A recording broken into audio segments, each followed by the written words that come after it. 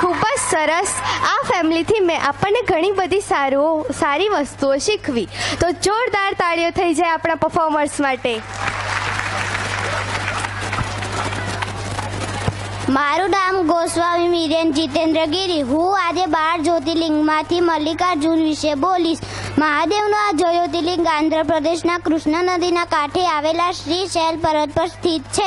શ્રીશૈલ પર્વતનું મહત્વ કૈલાસ પર્વત જેટલું માનવામાં આવે છે અને મલ્લિકાર્જુનના દર્શન કરવાથી મનુષ્યને પાપમાંથી મુક્તિ મળે છે અને મલ્લિકાર્જુનની પૂજા કરવાથી અશ્વમેઘ સમાન પુણ્ય મળે છે. Thank you. વાગી રે રાજાના કુંવર, હાલો ને જોવા જાય રે. મુરલી વાગી રે રાજાના કુંવર. અરે રંગલી, આમ કેમ ગરબા ગાય છે ને મને હારે હારે ગવડાવે છે? અરે રંગલા, આ આપણામાં દ્વારિકાના નાથ આવવાના છે. અરે આમ કેમ ગરબા ગાય છે ને મને હારે હારે ગવડાવે છે? અરે આટલા નાના નાના ભૂલકાઓ આટલો ગરબા લઈને આવી રહ્યા છે તો આટલા લોકો આપણી સામે સમક્ષ બેઠા છે તો એ લોકો સારી રીતે જોશે તો ખરા ને. હા, તો હવે આ લોકોનો ગરબો તમે બધા નિહાળશો ને સારી રીતે? અલે નિહાળશો? હા, તો તૈયાર થઈ જાઓ હવે દ્વારિકાના નાથના નાટકને જોવા માટે.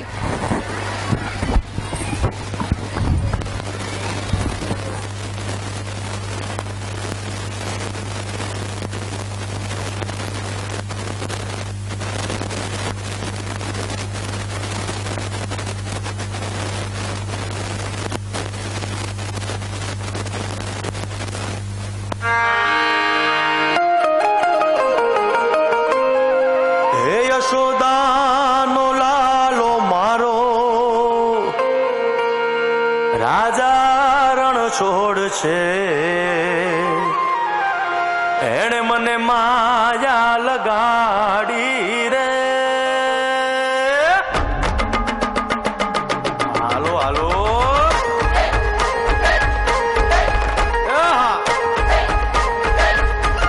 આવી જાઓ આવી જાઓ.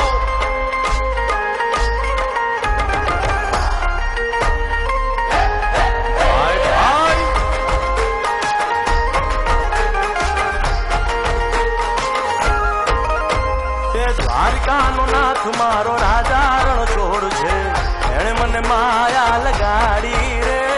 દ્વારિકાનો નાથ મારો રાજા રણ છોડ છે. એણે મને માયા લગાડી રે. એણે મને માયા લગાડી મારા વાલા. એણે મને માયા લગાડી મારા વાલા.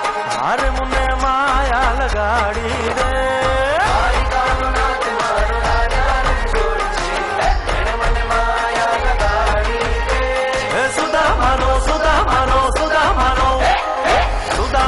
મિત્ર મારો રાજા રણ છોડ છે.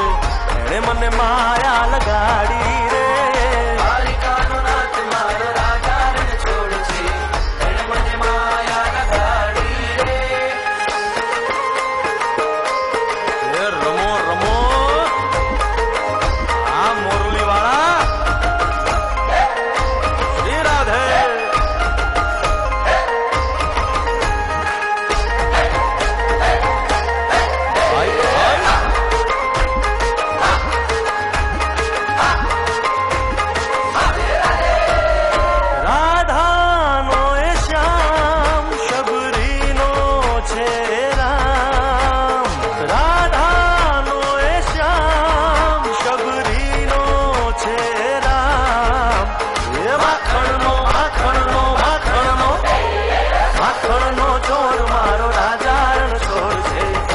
મને માયા માયા